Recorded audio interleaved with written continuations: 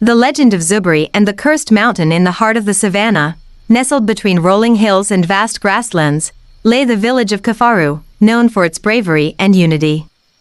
The villagers lived in harmony with the land, raising crops and herding cattle. But their prosperity was overshadowed by an ominous presence, the cursed mountain of Njoro. The mountain loomed in the distance, shrouded in perpetual mist. Legends whispered that a powerful spirit, Mbaya, resided within, demanding yearly offerings of cattle, grain, and even human sacrifices. Those who defied Mbaya's wrath disappeared into the mountain, never to return. The villagers, bound by fear, obeyed the spirit's demands year after year. Among the villagers was a young man named Zuberi, whose name meant strong one. Zuberi was not only strong but also clever and fearless. Orphaned at a young age, he was raised by his grandmother, Bibi Nyahira, who filled his heart with stories of courage and wisdom. Zuberi watched with growing anger as the village's resources were taken by Mbaya. "Why do we live in fear?" he asked his grandmother one evening. "Our people are strong, yet we bow to a spirit we've never seen." "Strength without wisdom is a dangerous thing, my child," Bibi Nyahira replied. "If you seek to challenge the mountain, do so with both your mind and your heart." One fateful evening, as the village prepared its latest offering, a young girl named Amani, Zuberi's closest friend, he could no longer stay silent. "This must end," Zuberi declared to the elders. "We cannot keep sacrificing our own for a legend that may not even be true." The elders, though afraid, saw the fire in Zuberi's eyes. "If you truly believe you can defeat Mbaya," said the chief, "then the village will grant you its blessings. But beware, the mountain has consumed many before you." Determined, Zuberi prepared for his journey. He carried a spear, a pouch of herbs blessed by Bibi Nyahira, and a single prayer, to return with freedom for his people. The ascent up the mountain was treacherous. Dense fog obscured Zuberi's path, and strange whispers filled the air. He encountered eerie sights, skeletal remains of past victims, twisted trees that seemed to reach for him, and glowing eyes watching from the shadows. At dusk, he stumbled upon a clearing where an ancient stone altar stood. It was covered in the remnants of past sacrifices.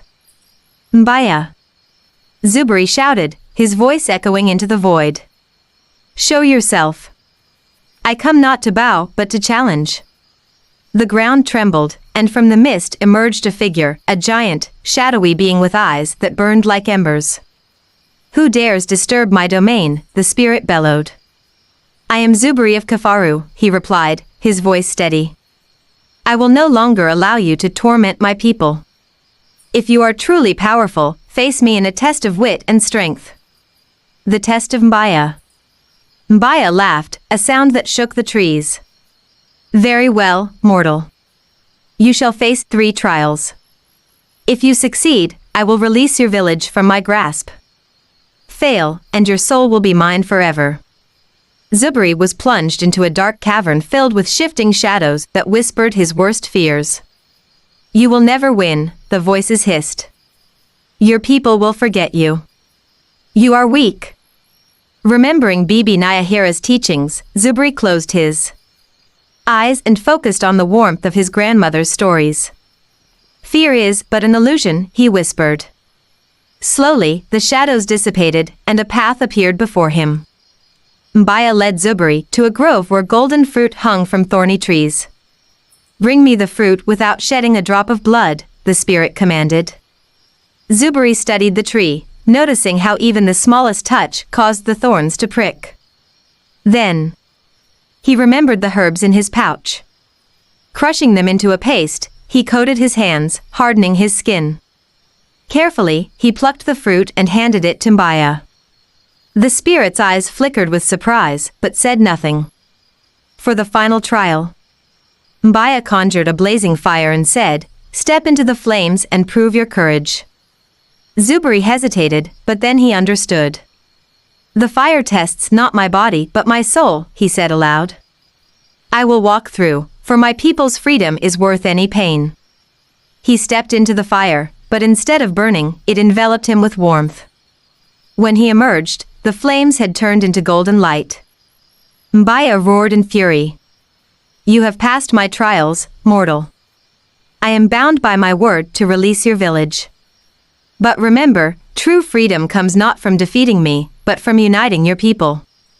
With a final burst of light, Mbaya vanished, and the mountain's mist cleared for the first time in centuries. Zuberi descended to the village as a hero, carrying the golden fruit as proof of his victory. The village celebrated Zuberi's return with song and dance. No longer bound by fear, they thrived, planting fields, educating their children, and honoring Zuberi as a wise and just leader. Years later, Zuberi sat with his own grandchildren, sharing the tale of his journey. "Courage is not the absence of fear," he told them, "but the strength to face it for the greater good." Did you enjoy this epic tale of bravery and wisdom? Don't forget to hit that like button and share it with your friends who love African legends. Subscribe to Prime AI. And turn on the notification bell so you never miss another inspiring story from the heart of Africa. What lesson did you take from Zuberi's journey? Let us know in the comments below.